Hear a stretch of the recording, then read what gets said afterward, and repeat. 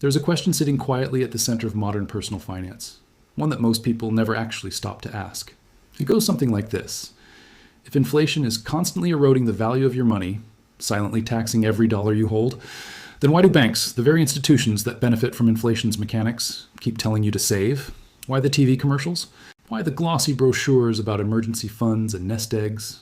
Why does every financial advisor on earth seem to agree that you should be stashing money away, even when that money is losing ground to rising prices?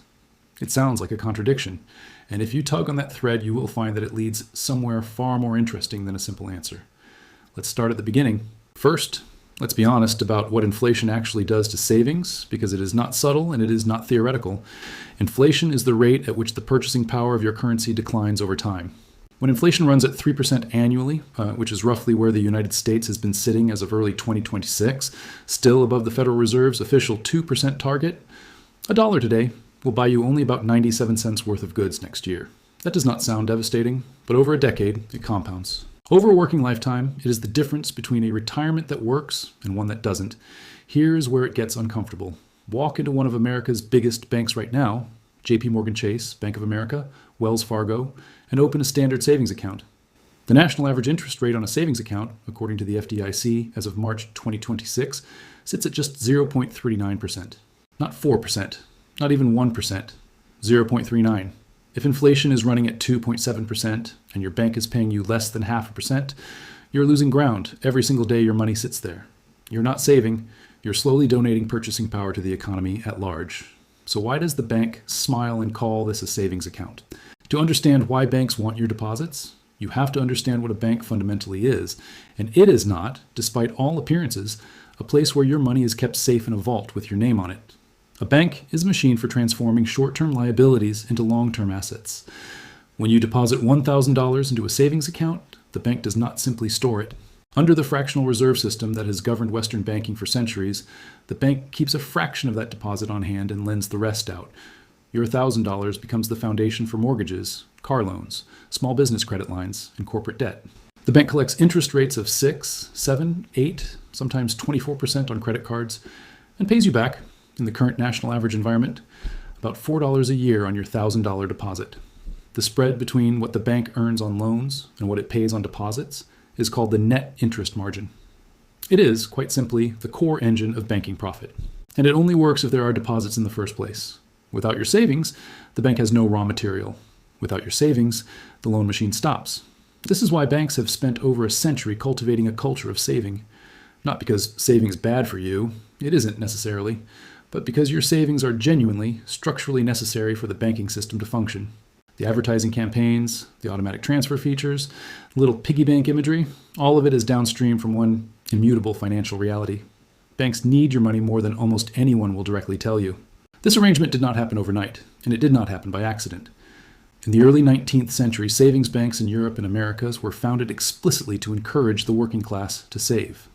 The Savings Bank of New York, established in 1819, was designed to give ordinary laborers a safe place to deposit small amounts of money. The idea was framed in explicitly moral terms. Thrift was a virtue. Saving was responsible citizenship. What it also was, quietly, was an enormous pool of capital that could be deployed into the growing industrial economy. By the 20th century, this philosophy had been institutionalized at a national scale. The post-war American savings culture, the 30-year mortgage, the passbook savings account, the employer pension, was built on the assumption that ordinary people would continuously deposit money that institutions could continuously lend out and invest. The government reinforced it with FDIC insurance after the bank runs of the Great Depression, guaranteeing deposits up to $250,000 per institution. The message to the public was clear: your money is safe here. Put it in. Keep it in. What the messaging rarely emphasized was the inflation math underneath it all. The 1970s were the first time this contradiction became truly impossible to ignore for ordinary Americans. Inflation hit 13%. Savings account interest rates, regulated by the government under something called Regulation Q, were capped so low that depositors were effectively watching their purchasing power evaporate in real time. Economists coined a phrase for it: financial repression. The idea was that governments and banks were, through a combination of low regulated rates and persistent inflation, slowly transferring wealth from savers to debtors, including the government itself, which was the largest debtor of all. The deregulation of the 1980s broke the rate caps. Suddenly, banks could compete for deposits by offering higher yields. But the fundamental relationship did not change. Banks still needed deposits. Inflation was still the silent tax. The only variable that shifted was how aggressively banks had to price their savings products to attract customers. This history matters enormously for understanding where we are right now, in April 2026, because we're living through a compressed replay of those same dynamics. Here is something genuinely remarkable about the current environment. The Federal Reserve raised interest rates aggressively between 2022 and 2023 to combat the worst inflation surge in 4 decades. Then, beginning in late 2024, it started cutting. By the end of 2025, the Fed had reduced its benchmark rate 3 times, landing at a target range of 3.5 to 3.75%. Inflation, meanwhile, has proven stubborn, sitting at roughly 2.7% as of early 2026, still above the Fed's official 2% goal. What this has produced, for a window of time that may already be closing, is a genuine inversion of the normal savings trap. The best high-yield savings accounts available right now, typically from online banks without the overhead of physical branches, are offering annual percentage yields of 4%, 4.25%, and in some cases, 5%. Institutions like Varo Money, Axos Bank, Newtek Bank, and Wealthfront are competing aggressively for deposits in a way that simply did not exist a generation ago. Let that comparison sit for a moment. The national average savings account rate is 0.39%. The best available rate on the market right now is 5%. That is not a marginal difference. That is the difference between your money actively beating inflation and your money quietly losing to it, while the bank profits from the spread. And yet, according to behavioral finance researchers, the vast majority of Americans with savings accounts are sitting in those 0.39% accounts.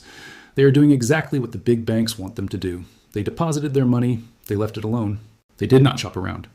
And the bank is capturing the entire net interest margin for itself. Why does this happen? Why do intelligent people leave money in accounts earning effectively nothing when 5% alternatives are a Google search away? The answer is a combination of things that banks understand very well and have historically relied upon. The first is inertia. Human beings are remarkably resistant to switching costs, even small ones. Opening a new bank account takes perhaps 20 minutes, but it requires decisions. Which bank? Which account? Verifying routing numbers, updating automatic payments. Research consistently shows that most people will accept a significantly worse financial outcome rather than navigate that friction. The second is trust and familiarity.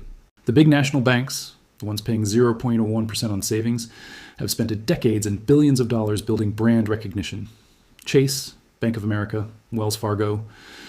Those names feel safe in a way that a 2-year-old online bank does not, even if the online bank is FDIC insured to the same $250,000 limit as any brick-and-mortar institution. The third is the conflation of safety with returns. Banks have cleverly embedded the message that a savings account is about security, not growth. The implicit contract is, put your money here and it will be safe. Not, put your money here and it will grow. That framing deliberately sidesteps the inflation question. It asks you to evaluate the account on one dimension, stability, while ignoring the dimension where the bank is most aggressively winning, the yield gap. So let's come back to the original question.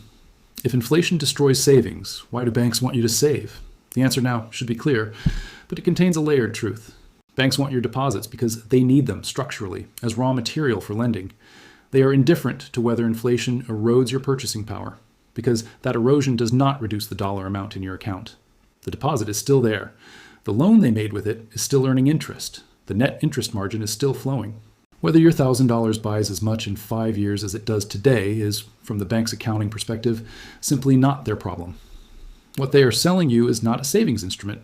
What they are selling you is a storage instrument with the word savings in the name. And for most of banking history, there was no convenient alternative for ordinary consumers.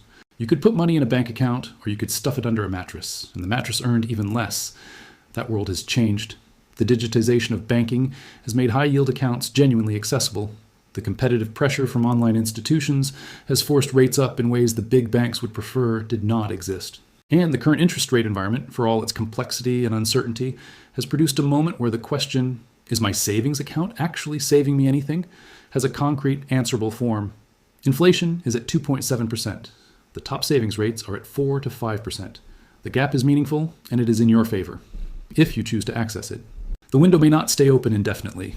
Forecasters at Bankrate and elsewhere anticipate continued Federal Reserve rate cuts through 2026, driven by slowing economic growth, a rising unemployment rate now approaching 4.6%, and political pressure for lower borrowing costs. If the Fed cuts 3 more times this year, as some analysts expect, the top high-yield savings account rates will likely drift down from their current peaks toward 3.5%, perhaps lower.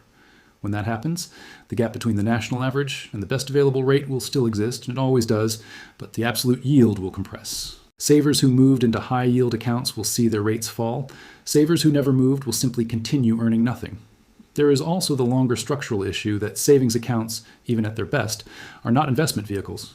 A 4% yield on cash is a reasonable place to park an emergency fund. It is not a retirement strategy. It is not a hedge against genuine long-run inflation. The financial history of the last century is essentially a demonstration that equities, ownership stakes in productive businesses, have outpaced inflation more reliably than any savings account ever has, or likely ever will. But that is a separate conversation. The point here is narrower and more urgent. There is an old saying in economics: inflation is a tax on cash. It is not levied by the IRS. It is not itemized on any statement. It is simply the invisible consequence of holding currency in a world where prices rise. Banks have built their business model, in significant part, on your willingness to pay that tax quietly, without noticing, while they deploy your money into interest-bearing loans at multiples of what they pay you back. Understanding this dynamic does not make you cynical about banking. Banks perform genuinely important functions. Credit intermediation, taking diffuse deposits from millions of individuals and transforming them into mortgages, business loans, and infrastructure capital, is one of the essential mechanisms of a functioning economy. But understanding it should change how you evaluate the savings advice you receive, who is giving it, and what they benefit from when you follow it. The question is not whether to save. Saving is rational and necessary. The question is where and at what cost, and for whose benefit. Because in finance, as in almost everything else, the most important questions are always the ones nobody's encouraging you to ask.